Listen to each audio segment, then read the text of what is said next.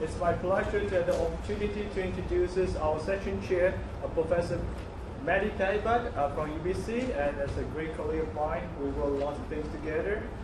Professor Dharma Wijayakrim, right? He's unable to join us for today, but I think Mehdi should be able to handle the section chair for the day.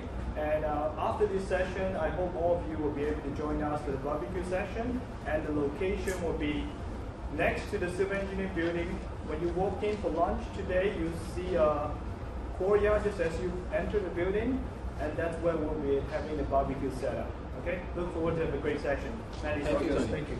Hello everyone. So we have 4 presentations in this session. The first one was supposed to be presented by Dr. Dharma Wijayakrim, who is out of town. But Jeremy will present instead of Dr. Wijayakrim. Jeremy is a master's student here, almost finishing his master's thesis. The next presentation is by myself, and the third one is by one of our postdocs, Dr. Jason Darling, if he's in the room. Not yet. Yes, Jason is there. And the last presentation by Ms. Shu Bai. Yes, there. So, Jeremy, if you could start. Thank you. Thanks, Matty. So unfortunately, like Matty said, Dharma couldn't be here today to present, but he kindly asked me to fill in for him, so I'm happy to be here on his behalf to present the latest research that we've been working on, him and I together. So just a bit about myself. My name's Jeremy. My background is geological engineering here at UBC. Finished my undergrad in 2009. Worked for a few years for one of the local engineering firms or geotechnical consulting firms in Vancouver. And I've been back in my master's now, just about to finish my second year, entering my third year, researching in the Aspire program with Dharma. So it's been a great 2 years for me. So Aspire is the Advanced Soil Pipe Interaction Research Group. And that's a group that was started by Dharma a few years back now.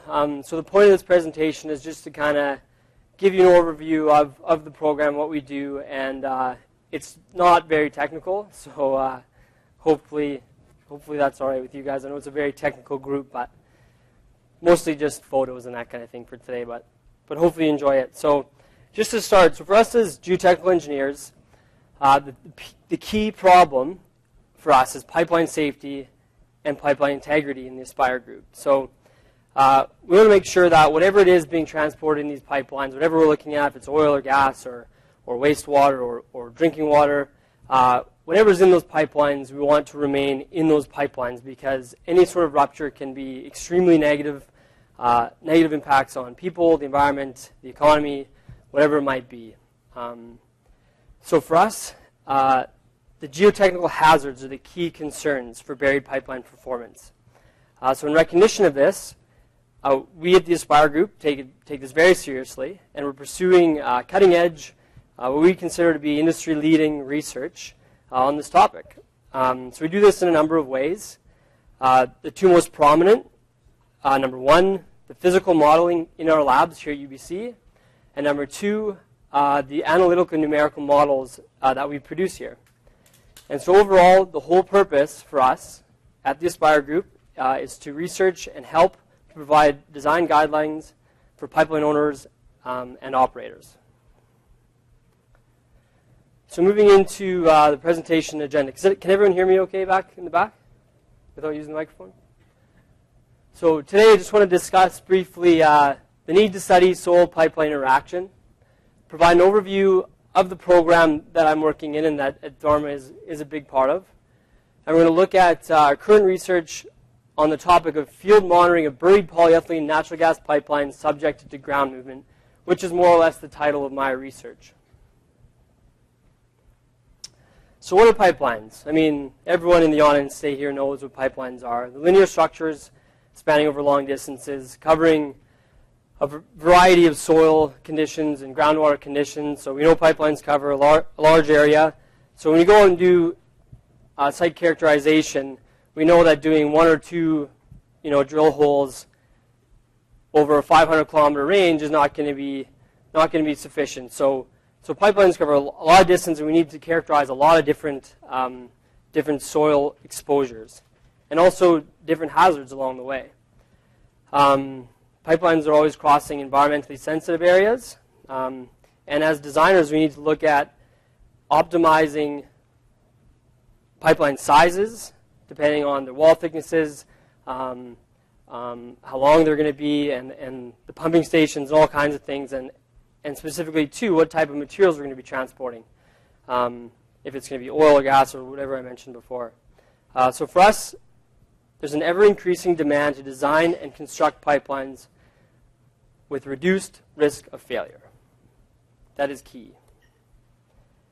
So the biggest problems for pipeline safety and integrity, as I mentioned, pipelines traveling through different sorts of hazard areas like landslides, areas where earthquake-induced liquefaction might be possible, which we're familiar with here in the Lower Mainland. We want to look at the stress and stretch, corrosion, cracking, and general loss of integrity, which can have significant impacts on pipeline performances.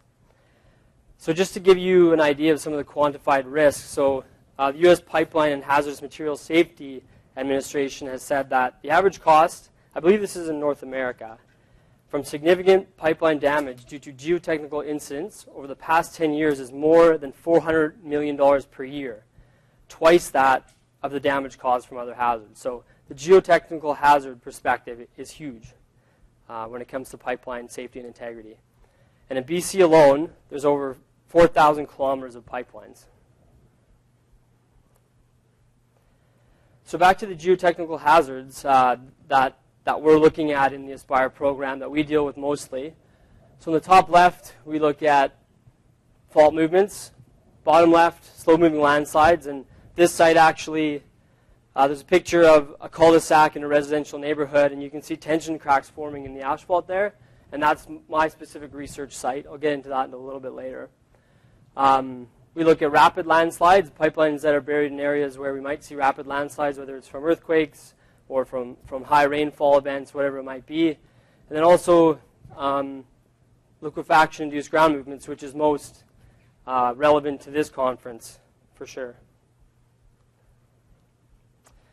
So some of the specific challenges faced by geotechnical engineers. So first and foremost, it's the permanent relative ground deformations that are a key concern for us in relation to the performance of buried pipelines. If there's no ground movement, then we basically wouldn't have an issue. And so we want to minimize the soil loads on these buried pipelines, whether it's by isolating the pipelines from the hazard, so say avoiding an area where that's prone to landslides. We can tolerate the soil loads from the hazard, so we might vary the backfill density that we use around our pipelines, or the backfill material, burial depth. We also might increase wall thicknesses in the pipes if we're expecting large ground movements. Or we might just eliminate the hazard completely. So this might include something like soil densification in areas where earthquakes might be a problem for us. So the key to all this, to do all this work, is the first thing is to understand the soil-pipe interaction, which is what we do in our research group. So the importance of soil-pipeline interaction, the performance and integrity of pipes under relative movements between the pipe and the ground, again, are the keys that I mentioned. So ultimately, we want to be able to predict the pressure around a pipe and the loads and strains in that pipe when the ground is moving. So in the image above, you can see a soil mass moving down the hill, moving down a slope, and if we have a pipe crossing laterally through that mass, we want to know what the loads are being applied to this pipe. And if we have a pipe in the axial direction running downhill, then we want to know what the pulling forces are at the top of that pipeline. So these are things that we work on in our group. The general problem, just kind of illustrating here, define your problem, and then, as I'm sure most of us are familiar with here today, we're using formulas of soil spring analysis to make our predictions of our stresses and strains in our pipes. So that's just kind of an overview of the general problem that we're faced with. Now I just want to get into more of the group and what we're doing and what we can do at UBC here. So right now, under Dharma's supervision, there's myself. I'm investigating polyethylene pipes, more or less. And then there's another individual, a master's student, who's investigating thermal effects on buried steel and polyethylene pipes. And another PhD student who's investigating offshore oil pipelines, and specifically the coefficient of friction of the coating in those pipelines in a subsea ground movements kind of thing. So you can see in the photos above, the one on the right, I actually just took this morning, and so there's a steel pipe buried in it's kaolinite clay, and it's basically mimicking like a subsea environment. So really loose soil under really low effective stresses. And then the box on the left is just kind of an illustration of one of the big soil boxes that was used in the path here in our structures lab, where we're capable of placing pipes, burying them up to 2 or 3 meters with, usually it's Fraser River sand that we use for our tests, dry sand, and then using the actuator shown there at the bottom of the photo, we can pull the pipe out of the box. And so we also, on the pipes themselves, we attach a lot of either strain gauges or string potentiometers for measuring displacements and strains. While we pull on that pipe, we can vary the strain rates depending on the type of situation we're trying to mimic. And we can use all sorts of different sizes of pipes. So the capabilities, we can do a lot. And we have been doing a lot over the past 12 years or so since Dharma's been here. So this is just another photo of one of the previous soil boxes that has been used, showing the capability of actually pulling a pipe in the lateral direction. So we can hook on the two actuators on each end of the pipe, and then we can pull it laterally through the soil of choice. I have a quick video to show you of previous test. That's not it. Oh, that is it.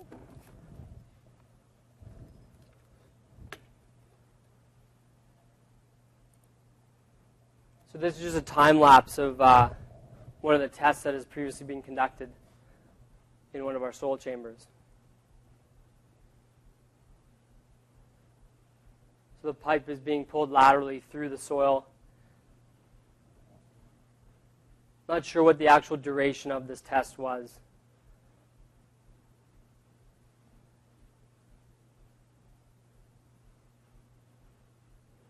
Yeah, so that's just an example of what we can do and what we've done. I believe this test specifically was looking at the effects of geotextile liners in the pipeline trench.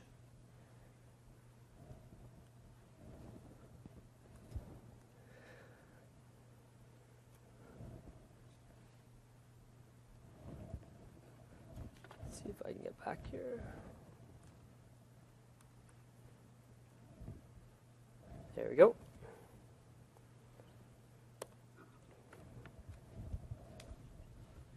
Okay, so on to my research, more what I've specifically been doing. So I'm working on a project that's a collaboration with Fortis BC, with their integrity engineers, and this is a collaboration that's been ongoing in the civil engineering department now for about 12 or 13 years.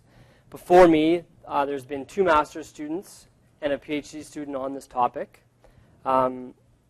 So specifically, we're looking at Fortis BC's natural gas distribution pipeline, so the pipelines that would run to your home or to businesses, to condo buildings, that kind of thing. So we're talking pipelines in the order of 3/4 inch to about 4 inch in outer diameter, And these are polyethylene pipes, so the plastic pipes, they're bright yellow. You've probably seen FortisBC trucks around with pipes. They have disposal pipes in the front of their trucks. And so the research that's been done to date includes a wide spectrum of pull-out tests in these soil boxes at UBC. And one of the key results that they've shown is that the formulas used to predict pipeline pull-out resistance on steel pipes is not very useful predicting pipeline pullouts resistances for polyethylene pipes. That was concluded quite early in the research. And so since then, the researchers have gone on to develop new analytical models that can better predict pull resistance of polyethylene. And so my job with the research that I've been doing has been sort of a full-scale field test. It's located out in Chilliwack, where I'm trying to create a database of both ground movement and pipe strain data to further validate the closed-form solution that has been developed. Because it's a fairly new model. The model is capable of reproducing the results from the pull-out test on UBC, but now we're trying to reproduce the results that we're seeing in a full field test out in Chilliwack. And so basically what I've done, FortisBC has given me 150 meters of pipelines, shown in the bottom right there. And this is a picture taken from the basement of the structures lab here at UBC. I used to call it the dungeon, is where I worked for about 4 months installing strain gauges on these pipes. Brooke can attest to the type of setting that I was working in down there below the structures lab. But got a lot of work done down there anyway. And so I've installed about 250 strain gauges on these pipes. Just for scale, the larger pipe shown kind of on the right, that's a 4-inch pipe, so it's about that big. And the rest of them are 2-inch pipes, so about that size. And so these pipes would generally run, down the street, the side of the street, and then they'd have branches running into your house in residential neighborhoods. So I installed strain gauges. You can see an example of one on the left side of the screen there. Very finicky work. It took me a long time to do it all. And then we went and waterproofed, as you can see in the top right there, waterproof wrapping around the strain gauges, because we're hoping that this test is going to last quite a long time, like maybe up to 5 years if we're lucky, if the strain gauges can last that long. And so what I've done with these pipes is I've gone and buried them in a slow-moving landslide in Chilliwack. So Chilliwack, for those of you who don't know, is about an hour and a half drive from here east along the number 1 highway. And it's a site right as you enter the mountains where there's been a residential neighborhood built on a slope, and the slope is actually slowly moving. The area that we're dealing with here on the left, you can't really tell that it is a slope, but take my word for it, it is. And it's moving at about 1 centimeter per month. So there actually used to be 2 houses on the site, but they had to demolish them about 7 years ago because they were literally being ripped off their foundations, and the gas pipes that were running into the buildings were just being pulled off the houses. And so on the right-hand side of the screen is the arrangement of pipelines that I've now buried at the site. So we buried these in May, and each pipe is 24 meters long. We have 4 running downhill, parallel more or less to the ground movement. So we're hoping that these pipes will be loaded in the axial direction, and the 5th pipe we're hoping will be loaded in the lateral direction. So the ground movement is more or less to the northeast in that photo. So these are photos taken in May, just past May. So this is us on site, burying the pipes. You can see there's cables running from where the strain gauges are. They're running along the pipe in the excavation to various exit points where I can now go and collect all the data that I need. So you can see on the right there's a sort of an irrigation box. So that's where I have a clump of cables that I can take strain gauge measurements. And you can see there's a buried lock block that we're hoping is going to act as an anchor, a buried dead man anchor to the pipes, so that we can sort of create a boundary condition at the top of the pipe where we can say the pipe's not moving. So you can imagine if the whole ground's moving, you might expect the anchor to move as well. We considered installing actually drilled anchors or piles to create a better anchor, a better boundary condition for the pipe. But for one, it was going to be pretty expensive to do that, and two, we didn't want to accidentally stabilize the slope in any manner. So we just went ahead with this kind of anchoring system. So you can see that's one day taken a few weeks ago on the right of me just out there collecting the data. So I just take the lid off, pull the cables out, and I plug them into my little blue box and read the strain. And then on the left, you can see on the top there's a survey monument that we've installed. We've installed 12 of them across the site. You can kind of see in the bottom here, that's kind of what it looks like today.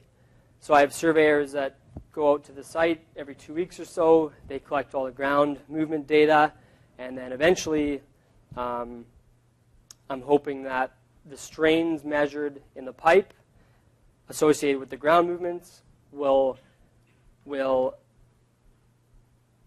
I can predict them hopefully using the new analytical models that have been developed here at UBC.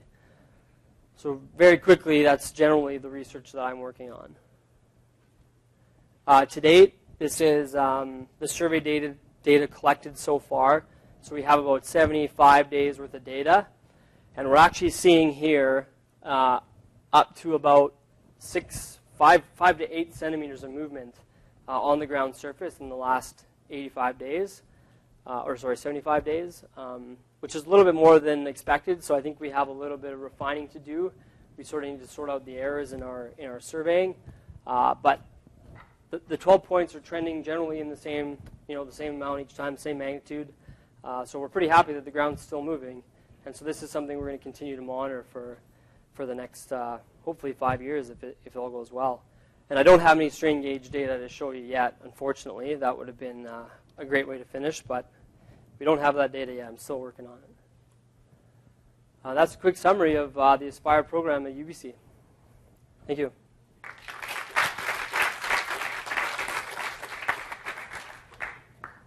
We have time for one question. If there's any. Yes? Does the ground freeze in that area? Yeah, it doesn't actually. It will snow a little bit if it gets cold enough, but no, it won't freeze. Yeah. No, generally we see more ground movement in the winter with all the rain. We have historical survey data at the site because it's been of interest to the city of Chilliwack, Fortis, BC. So there's been survey going on out there for a number of years already. So. All right. Thank you, Jeremy. Thank you.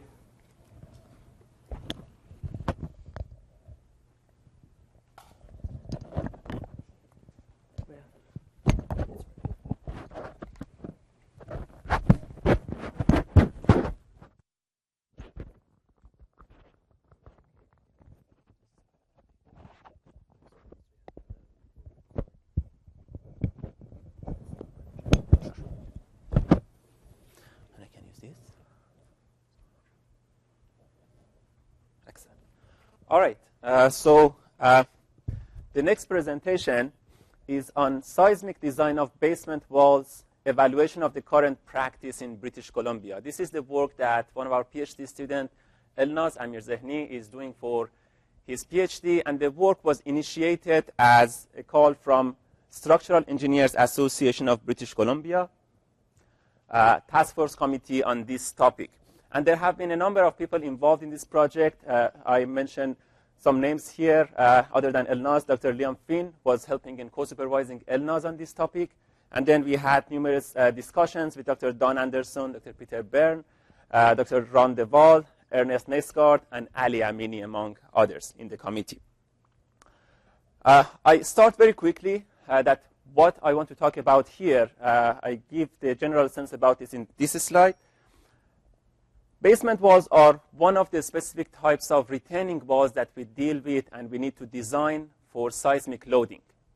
The current state of practice for design of basement walls are based on some very old research. For static pressure on the walls, what is being used is the Coulomb theory, that is basically giving the total force acting on the wall as a function of a number of parameters that we have here, the friction angle of the soil, the angle of friction between soil and wall, and the geometry parameters of the backfill soil. That's the P active, and this is the active thrust that we have. If there is sufficient movement in the wall and the wall is rigid, based on the Coulomb theory, this is the amount of force that we get on the wall. And as you see, this is a limit equilibrium type of approach that gives us this active force. For the seismic part, Mononobu-Okabe theory, that is almost 80 years old, gives us, again, the active earthquake force as a function of a number of parameters, including K vertical and K horizontal, the coefficients of vertical and horizontal ground motion. And the K vertical is normally used as 0 in design of basement walls, but K horizontal, the way that it's currently being used in practice, is that K horizontal times H is the code-mandated PGA. So the way basement walls are designed is that you have a combination of pressure on the wall. There's a beam, let's say. You have some supports along the height of the wall. That is the basement floors. And then you have the static part that comes from Coulomb theory with triangular distribution. We have the seismic part, inverse triangular, from Mononobu-Okabe. And basically, this delta P active earthquake is the pressure from Mononobu-Okabe minus the active pressure from Coulomb. So delta P active earthquake is P active earthquake minus P active. And then you design the wall based on combination of these two. This is the trapezoidal distribution of pressure on the beam, or let's say the wall, and the wall is designed based on that. And the key point is that these pressures, or basically this one, is based on KH that comes from code-mandated PGA. Now, in the next two slides, I give you the motivation why we started this work. It mainly goes back to the value of this K horizontal. I list three motivations for this. The first one is about PGA, the one that gives us that K horizontal. And National Building Code of Canada, NBCC 1995, was giving a seismic risk of 10% in 50 years. And for Vancouver, that means a PGA of 0.24 G. And that was the case until 2005, the new building code, and same thing in 2010. They were changing the seismic risk to 2% in 50 years. And under this seismic risk, the PGA for Vancouver, as you see, it's doubled what it was before. And if this is the PGA that we use for design of the wall, a doubled PGA, it means that the thickness of the wall that we design is much higher than what it used to be. And that was raising a question, raising a concern that this is just too much, and we have some concerns about the approach and this value. Let's look into that. That was the first motivation. The second one was about the applicability of Mononobu-Okabe method. The original method was developed for rigid retaining walls. In basement walls, we have a different story. Basement walls, you have the wall and you have multiple supports at different elevations, the basement floors. And you can imagine the wall has some flexibility. It doesn't act as a rigid wall. And that was another motivation to raise a question about applicability of Mononobu-Okabe to design of these walls. And the third one was based on observation from different earthquakes. Basically, when we look at the history and the effect of earthquake on basement walls, we don't see much of report on damage on basement walls because of earthquakes. And these walls, some of them, they are not even designed for earthquake. They are just designed for static loading, and they survived the earthquake. So based on these three, the SCABC struck this task force committee, and we started looking into this problem. And here is the approach that we had in looking into this problem. So what we did was that we asked our structural engineer to consider a 4-level typical basement wall that is being designed in Vancouver. You will see the geometry. And this 4-level basement wall was designed for 4 different demand levels. So if the structural engineer wants to design it for practice, he would design it based on Mononobu-Okabe and the PGA for Vancouver, 0.46 G. But we asked him to design it for not only PGA of Vancouver, but also some fractions of that, 100% of PGA, 90, 80, 70, 60, and 50% of PGA. So we have 6 different walls. We also considered 7 different earthquake motions, and we spectrally matched those earthquake motions to the demand from the building code, National Building Code of Canada 2010. So we have 6 walls, 7 motions, and then we did some nonlinear dynamic analysis on these combinations, 6 walls and 7 motions. Basically, these 6 walls with different stiffness, they are all subjected to 7 different levels of motions. These motions are matched to NBCC 2010. And we monitored the response to see what really happens, what these will give us. And I will go through the last point after I show you the consequences of this analysis. So here really shows you the 4-level basement wall that we considered. You see the elevations. This is the highest level, and as you go down, you see the height of each floor. And these are the 6 levels of motion that I told you, the 6 levels of demand that I told you the wall was designed for. So the wall is normally designed for 100% of PGA, 100% of 0.46 G, but then you see that it's being designed for lower levels of PGA.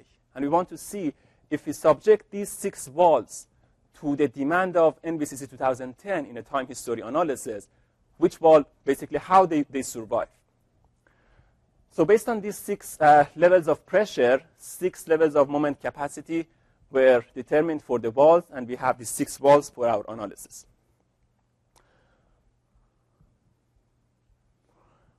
Here is how we did the numerical model. We have idealized the site to 2 soil layers and did the excavation at the back pressure on, as we were lifting the soil on different layers, stage construction, added the structural element for the building, left the gap, and then later filled the gap and removed the back pressure, the shoring pressure. And then this model was subjected to base motion from different earthquakes that you will see. We looked at 7 different earthquake motions. We selected these motions based on the criteria you see here. All of these were matched to the UHS of Vancouver based on NBCC 2005 or 2010. They're the same. And this is the result. These are the 7 motions that we ended up with. And we used these 7 motions for the numerical analysis. For the site, I won't go much to the details, but basically for the first round of analysis, we didn't use a very sophisticated soil model. We used the nonlinear soil model, but relatively simple, more Coulomb model, elastic, perfectly plastic. We used for the 2 soil layers, you see the parameters we had for the shear velocity, Poisson ratio, cohesion, friction, and dilation angle. And then what we added on top of this was that we varied the basically shear modulus, the one that comes from Vs, shear velocity. We varied that and considered some degradation in that value. Based on the level of motion that we had, we considered some degradation in the shear modulus. We also considered some additional Rayleigh damping from the site response analysis that we had. But that was what we did for constitutive modeling of soil. And then here I show you typical results, and later on in next slides, what I will show will make sense if we understand this one. Let's see. Can you help me, please, to show this video? Oh, thank you. Oh, there should be. It's working. Thank you. So basically, this is, let's say, one of the motions, and this is along the height of the wall, 4 different levels of basement. And what we see on the horizontal axis is the lateral stress.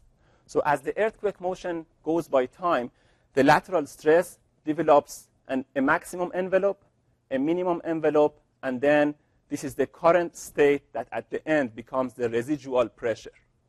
These are the 3 lines that you will see in the next couple of slides, and this is only for one motion. What I will show in the next slides is the average of 7 motions on the same wall. Okay.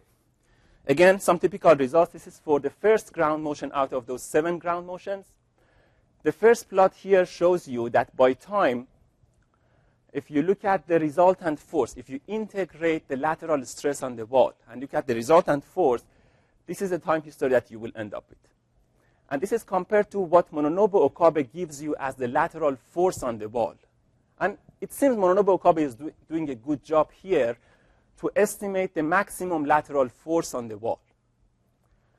The next one shows you the center of resultant force. Basically, you have the pressure, distribution of pressure from the numerical analysis, and you can find the center of resultant force at which elevation. It starts from about 0.33 of the height of the wall, and by time it changes, and at the end it will end up to somewhere a little bit higher than 0.33.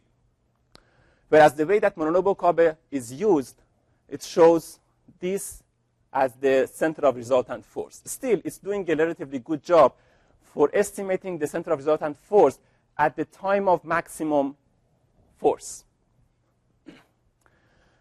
This plot is not new. You have seen this before. So maximum envelope, minimum envelope, the residual envelope, and this is the one that Mononobu Okabe would estimate for the distribution of pressure. And the last plot shows you the distribution of pressure at the time of maximum force. So if you go here at this particular time, this shows you the distribution of pressure. And, well, this is the typical results. We will go to some details when we look at all motions and all walls. Here, what you see 6 different plots. From top left, you see the wall that was designed for 100% PGA. And down here, you see the wall that was designed for 50% PGA. So this is the strongest wall. And as you go from here to here, this is the weakest wall. And what you see here is the average of results for ground motion 1 to ground motion 7. So this blue line is average of 7 blue lines on the same wall, on the strongest wall, and then here on the weakest wall. And the dark line, the black line here, shows what Mononobu Okabe would suggest if you were designing this wall. And you can see that as you go from strong wall to the weak wall, the real response shows some concentration of pressure around the floor levels, especially on top here. You won't see that for the strong wall. And I will explain what's really happening. You can imagine what's happening is that you have concentration of pressure because of some yielding in the wall element. But we will see that later on when we look at distribution of moments. This slide shows you, again, all 6 walls, the strongest to the weakest. It shows you distribution of pressure at the time of maximum resultant force. And again, you see, for the wall that doesn't yield, Mononobu Okabe was doing a good job. The wall was relatively rigid, and Mononobu Okabe was doing a relatively good job. Whereas for the wall that yields, you have concentration of pressure, and at least from the plots that you see here, Mononobu Okabe is not really capturing the response. Well, this plot is the one that tells us about yielding of the wall element. So again, we have the 6 walls. This wall, the black line, is the moment capacity, the negative and positive. And you see the moment capacity, as we go from here to here, is reducing. Here we have much smaller moment capacity because this was the weakest wall. And if you focus on the strong wall, you see that it doesn't really yield on the top levels. Over here, you see it really yields here.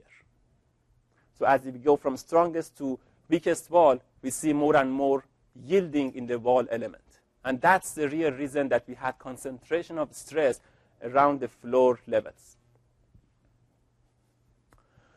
Now, we want to look at the performance. So we know the wall is yielding, but how much it's yielding, we look at the displacement that we generate. This is basically the relative displacement at different elevations relative to the base of the wall.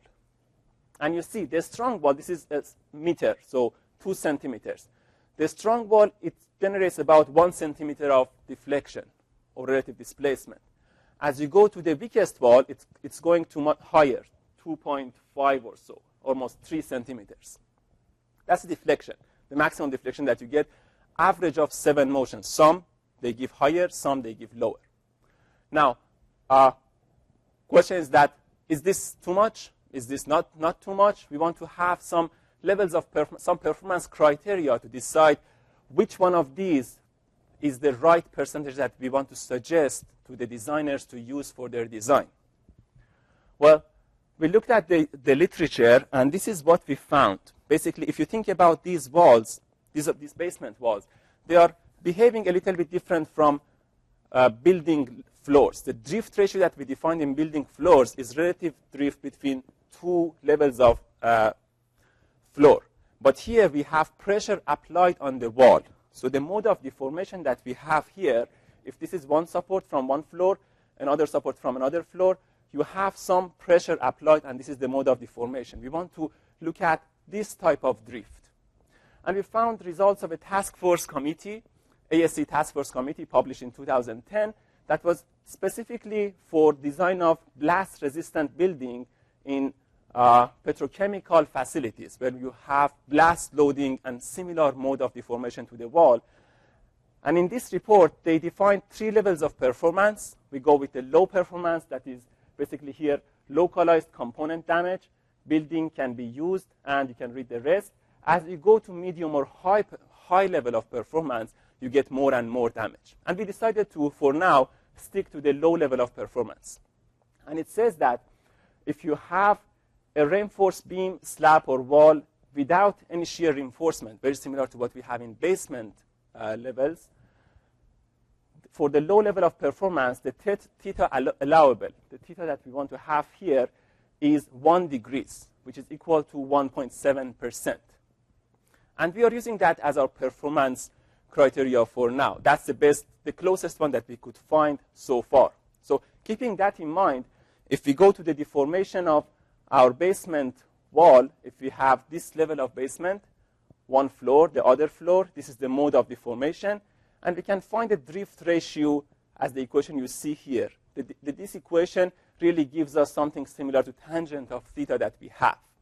And if we calculate this drift ratio, we want to compare that to 1.7. We want to make sure that it's less than 1.7. That's the approach that we have. Keeping that in mind, we go back to the 6 plots that we had, and we see that for the strongest wall, if we look at drift ratio in each level, we have very small drift ratio, less than 0.5% here. And as we go to the weakest wall that was designed for 50% of PGA, we see drift ratio is going higher and higher. Over here, I see the average drift ratio from 7 earthquakes is a little bit greater than 1%, still less than 1.7%. So it seems what we want to look at is somewhere in this range, 50 to 60% of PGA. Now, we also did a number of sensitivity analyses that I'm not going through those, but I quickly jumped to the conclusion. What we did here was that we looked at a number of simulations, and in these simulations, walls were designed for different percentages of NVCC mandated PGA. The analysis showed that the current engineering practice for design of basement walls based on Mononobu Okabe and using the PGA of the code is too conservative. And it seems that we can go to as low as 50 to 60% of PGA for design of the wall based on the same approach, still using Mononobu Okabe, and have an acceptable performance. That's what we have done so far, and the results are promising. But the plan is to continue the work, look at more sophisticated soil material models, different types of earthquake. We have looked at these, and different geometries of the wall, not specific for level basement, and effect of inertial interaction. That's what I had for today. Thank you.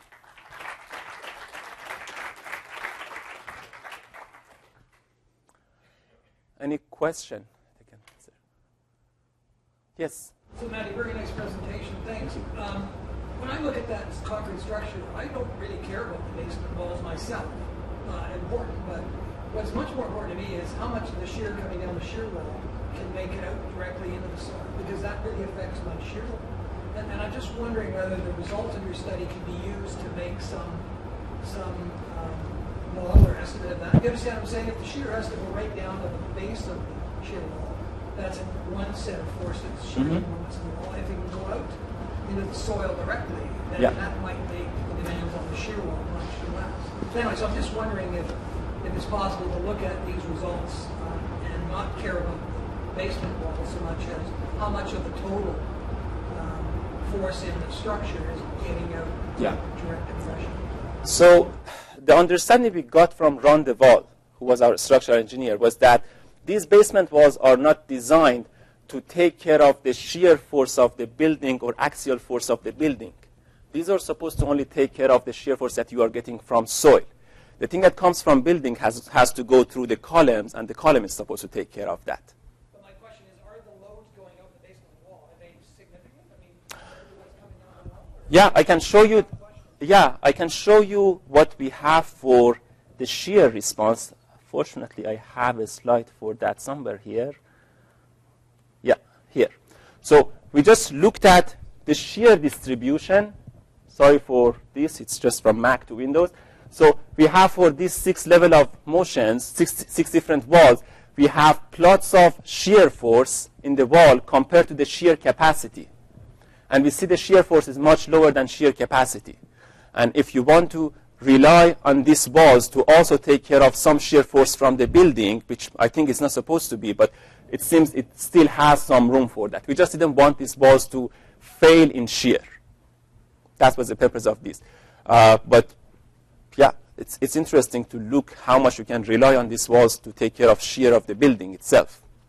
Thanks. Thank you. Yes, please. You could scale 50%. Yeah. To scale the actual accelerometer bands, or you could change the spectrum. We changed this the PGA. So you scale the direct. Yes. So the nonlinear impact of the soil is affected. Okay, sorry.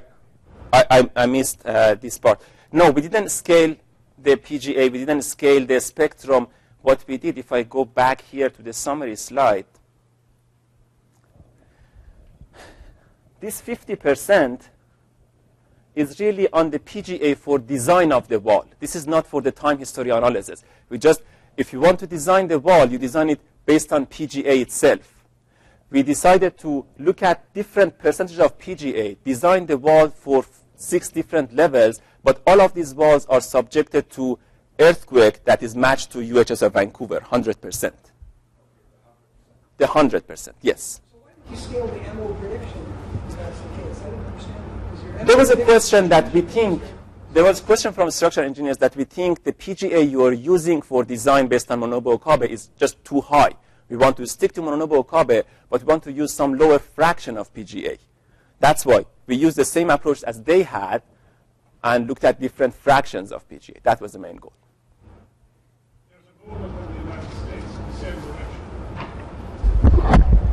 They think about having to design for the full PGA. And some people are recommending numbers like the ones we've got here. But there's also experimental work that demonstrates that can be as low as 50 to 60%. And still have a safety. Yeah, this is interesting. Dr. Nick Sitar at UC Berkeley, he is independently doing some research on cantilever walls and supported walls using centrifuge tests. And this is one of the results that he recently published.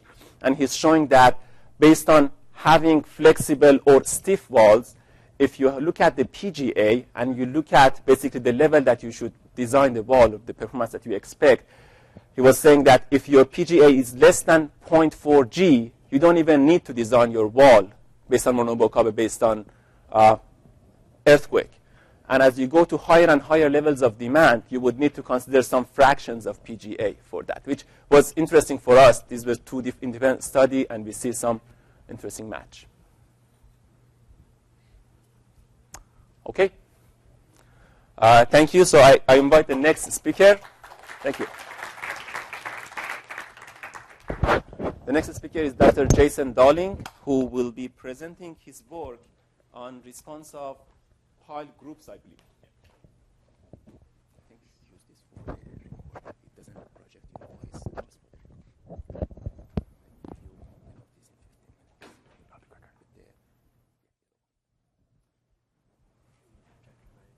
Okay.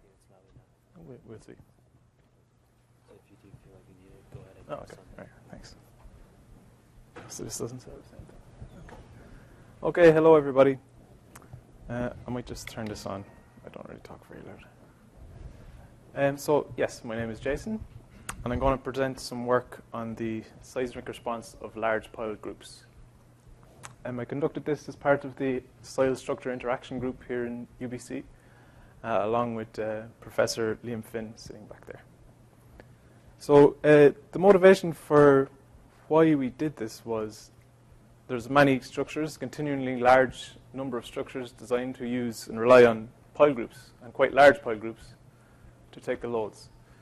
But a lot of the experimental work that exists in the literature at the moment is based on relatively small soil pile groups, up until about 4x4 or 3x7 are some of the larger ones that exist in the literature.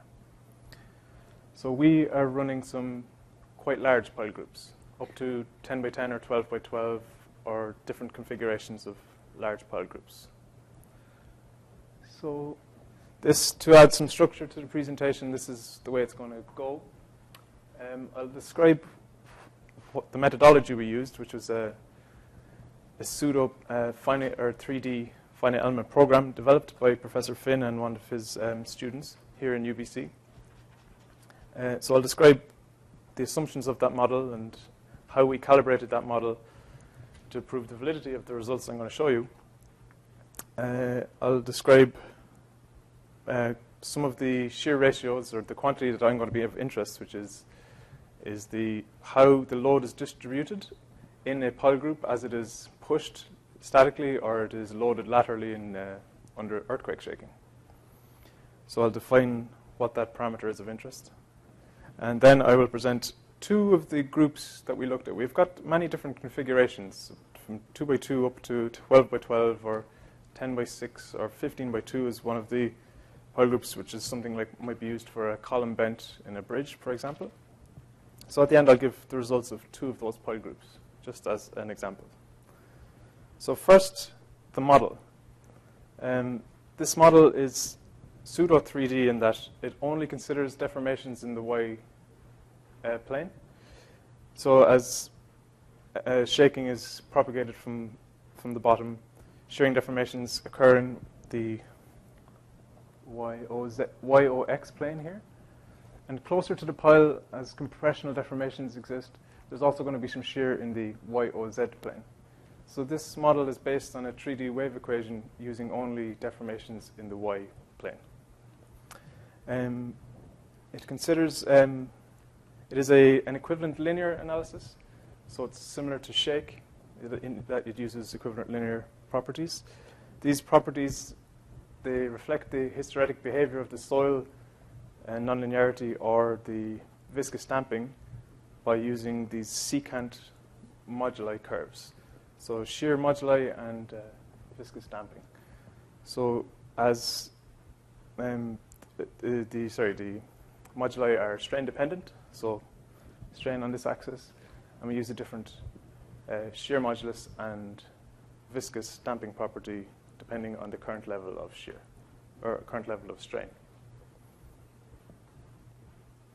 The model was calibrated using some experimental data obtained from researchers in Utah in Brigham Young.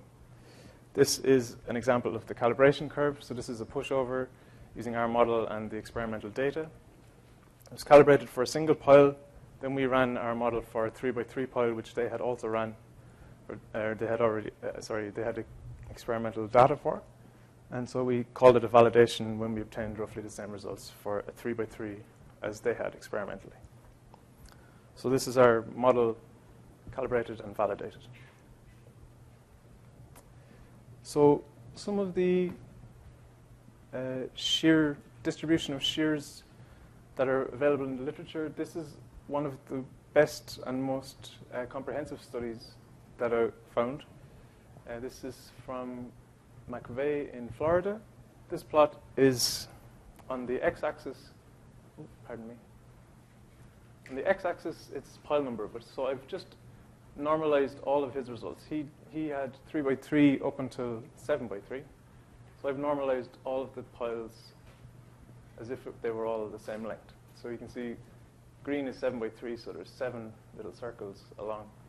This is just to show that the shape of the distribution of shear within a pile group tends to be roughly the same. That is for this type of configuration of pile group. So we're going to compare what we see versus this type of distribution. So we were concerned with how the load is distributed during a seismic event or shaking, a dynamic analysis, compared to this, which is a static analysis. So all of the data in the literature is static or centrifuge tests. So we want to see how that distribution of shear within the pile group varies during a dynamic event for something that is essentially designed for data from static events. So this is to compare the shear ratio. Here is this is a displacement time history. So if I amplify this portion of the figure, to define what the load distribution is at a certain displacement, we pick 4 points on the displacement time history and take the average load at these 4 time histories.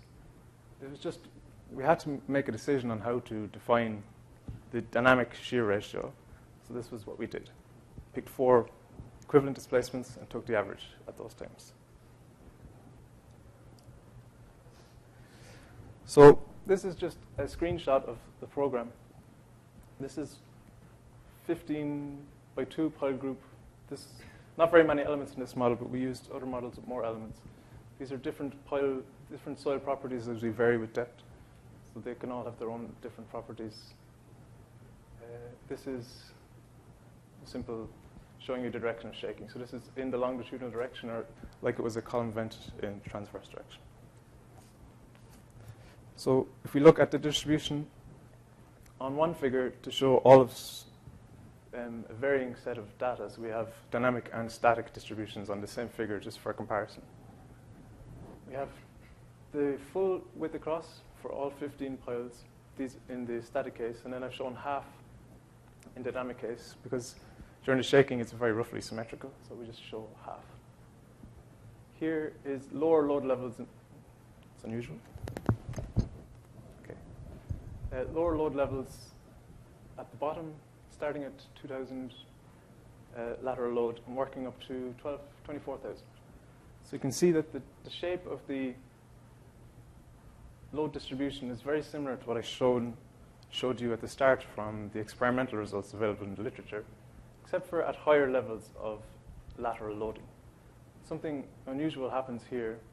And what it is that as the levels of load become progressively bigger, some soil elements start to yield, and they start to transfer load to further elements down the line. So this is, these are static and these are dynamic. Also, the level, during a dynamic case, the distribution of load is dramatically lower. So, for example, this is an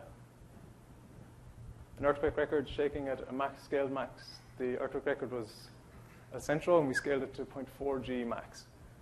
At 0.4 G max, the interior piles are taking something of 0.3 what the exterior piles are taking. So this is a ratio exterior pile to interior pile. And so the exterior piles are doing much, much more work than the interior piles, dramatically so. So this is a 15 by 2. And this is 8 by 8. So we model an 8 by 8 as a 4 by 8. So we take advantage of symmetry. These are pile numbers because I'm in the next figures, I'm going to show you plots where we'll rely on what these pile numbers were. So shaking in this direction, lateral loading statically in this direction. So piles 1 to 8 are going to be our outer row of piles, and 25 to 32 are going to be interior row of piles. So first we have piles number 25 to 32. So red is static cases, black is our dynamic shaking cases. So this is how the load varies between static case and a seismic or dynamic case. So in the static case, it's quite constant. This is, again, the interior row of the piles. So these, and they're almost behaving the same. almost independent of displacement. These displacement levels are 7, 22, and 120 millimeters, so quite different displacements. But in a dynamic or seismic loading case, very different. Again, for the larger levels of displacement in a shaking case, down to 0.2 or 0.15 times the the load in the center piles as there are on the exterior piles. So this was the center piles along the middle. So now we're moving out. This is the second row from the center. So as we move out, things start to change a little bit. The distribution in the static case is no longer as constant. And again, there's a bigger variety in the dynamic case also. If we move out to the very exterior pile row, we go the other way, this way, it's much, much different. So as you progress from the interior of the piles to the exterior of a large pile group, things are behaving quite differently. The static distribution is still reasonably constant, but more varied than in the interior case. But the exterior piles, they're behaving quite unusually. The magnitudes of the difference is probably the same, but here we have points. It's taking 0.6 what the outside pile was taking. But also, the corner piles don't have to be those piles taking the largest level of load. It can be a second pile in, as in the case of this 120 millimeters displacement. So if we put all of those three slides together, you can see the relative load-taking capacities that they have as you progress. So from the center out to the outside row, the piles are taking much more on the outside than they are on the inside, and they're becoming more varied in how they take the load. So you can see that using data obtained from small pile groups for design of a large pile group, you could be starting to make some assumptions that aren't necessarily true.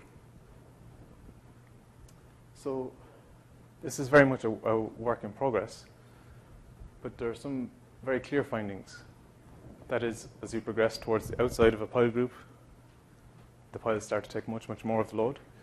But also in a dynamic situation, as opposed to a static load, lateral load situation, that effect is exaggerated. So it is particularly important for seismic design that you consider the effect that those interior piles will be taking, in some cases, 15% of what the exterior piles will be taking. So this is all I had. I kept it light as it's the end of a long day. And I'll take any questions if you have any.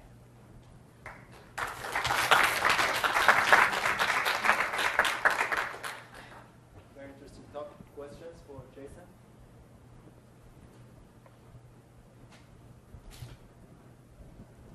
I have already asked my questions. Thank you, Jason. Our next speaker is Ms. Shu Bai from Tongji University.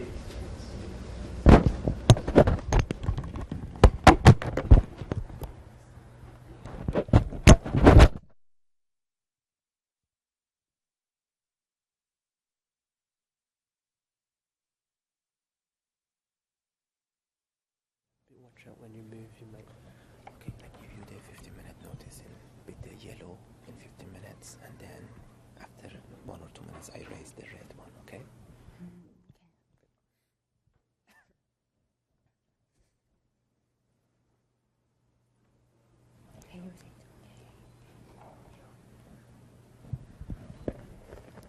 Hello, everyone. My name is Bai Xue from Tongji University. This is my first year of my graduate study, and my supervisor is Professor He. It's a great honor for me to stand here to give my presentation. My topic today is design of foundation for wind turbine towers. When talking about wind resources, our ancestors have used it for sailing for several years. However, today, we use wind turbines to produce electricity. With the enlargement of the scales of wind farm, we should pay attention to the security of wind turbine foundations. Today, I will concentrate on this topic.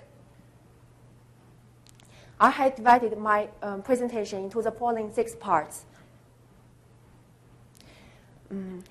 Wind turbines are founded on a variety of foundations. They are selected for engineering purpose, depending on geotechnical conditions and the skills of wind farms. Gravity footing is the only logical choice for the land-based foundation.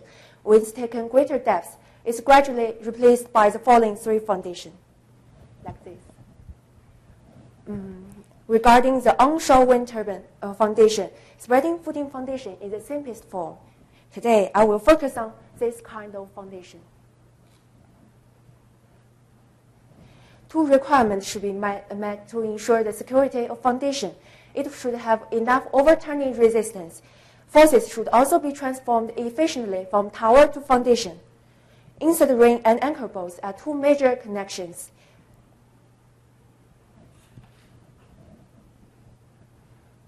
Inside ring and anchor bolts. And if they cannot fulfill this requirement, they will collapse as illustrated in these 2 photos.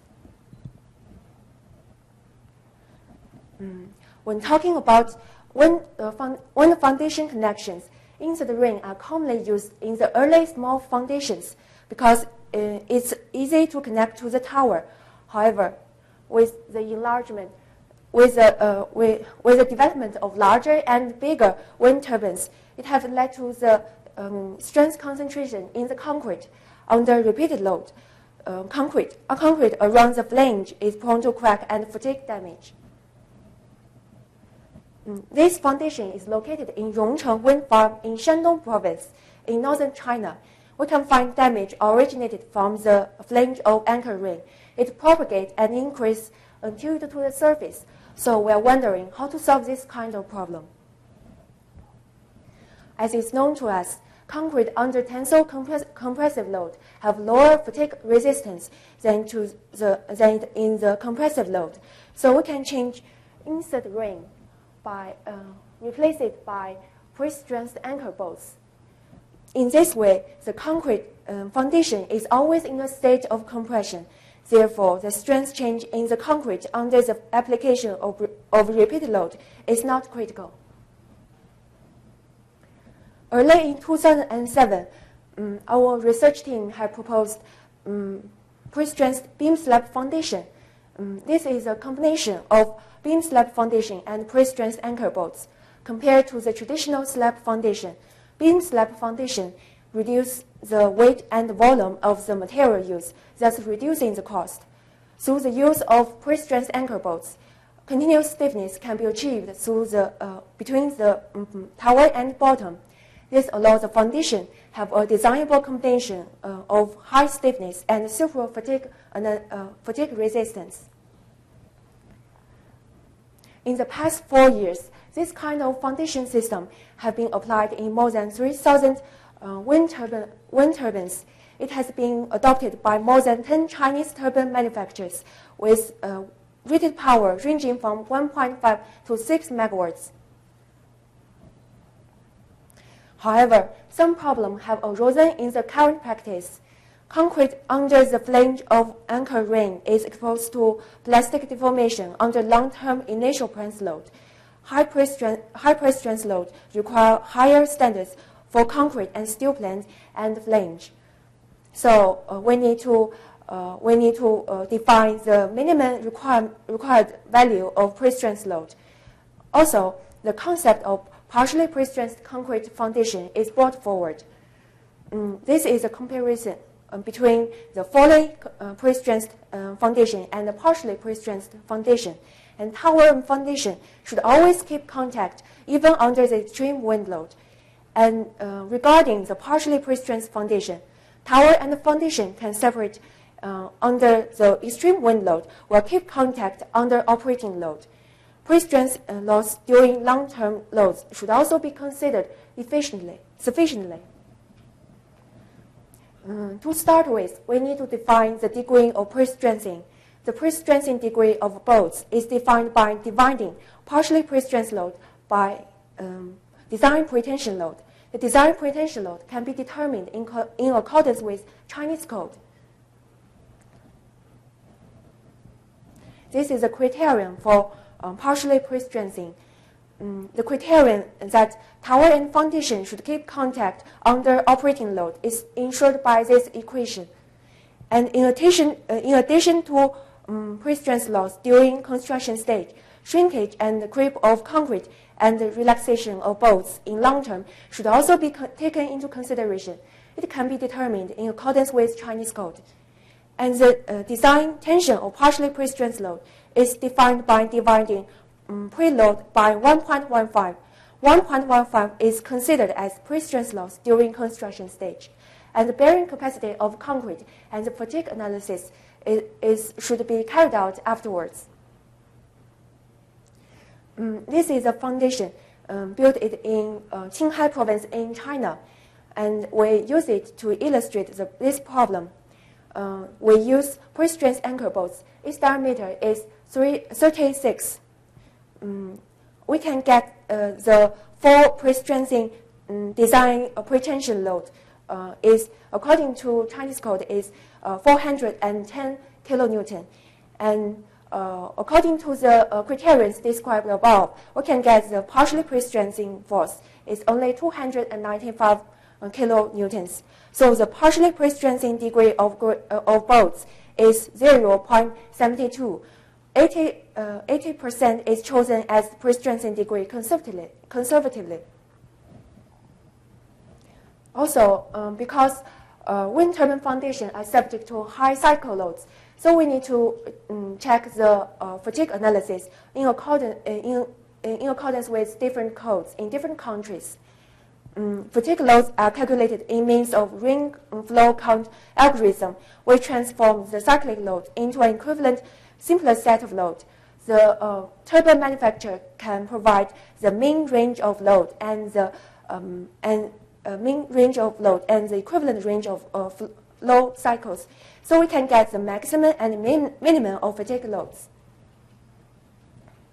In this project, the fatigue analysis is performed separately for concrete and reinforcement.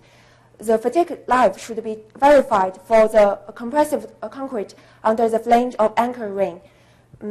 We check 2 points. They are the points on the windward side and the leeward side. And the strength of concrete is illustrated in this table. Also, as I said before, wind turbine foundations are subject to high cycle loads. The number of cycles can be up to 10 to the power of 7. But the Chinese code only provides fatigue analysis of concrete at 2 multiplied by 10 to the power of 6 cycles. So it's not suitable to verify fatigue resistance of wind turbine foundations. The fatigue life of concrete is determined on model code 2010. The fatigue verification of checking point is illustrated in this table and is satisfied. Regarding reinforcement, 2 Europe codes both provide damage equivalent strength range at 10 to the power of 7 circles. So from the table below, we know that the reinforcement has sufficient fatigue resistance. So we can get the utilization ratios. The utilization ratios are calculated by dividing required capacity by provided capacity. Both the concrete and the reinforcement have sufficient strength and fatigue resistance. However, there are some limitations about the calculation of fatigue load. The method we adopt is intended for fatigue calculation of components of wind turbine plants, such as the steel connections. It's not clear whether it's reasonable for fatigue analysis of reinforcement concrete. However, it's more straightforward because fatigue verification of concrete in Europe code requires 1 equivalent strength range. For further work, as I said before, the fatigue analysis is more simple through the use of equivalent load. So we need to verify whether it can be used for the design of reinforcement concrete foundation. Also, due to the lack of reasonable S-N curve for concrete, cumulative damage of concrete is hard to evaluate. So fatigue verification method for turbine foundation needs further investigations. Guidelines of partially pre-stressing and pre-stress loss requires further evaluation through an on-site survey. Dynamic response monitoring of critical elements of turbine foundation needs to be carried out to analyze its fatigue performance afterwards. This is only the preliminary study. I would like to hear any suggestions you may have. Thank you for.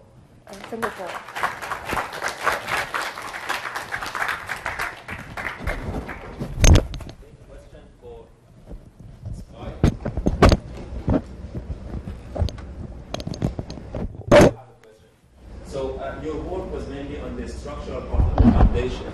Do you know if your group at Tongji, they are also looking at simulation of the soil, the underneath soil for the wind turbines? So there's a work going on at your university for simulation of response for the underneath soil. This is the soil that is subject to cyclic loading from the wind turbine and wave from the ocean. I don't know. You're not sure about that? Okay. But thank you.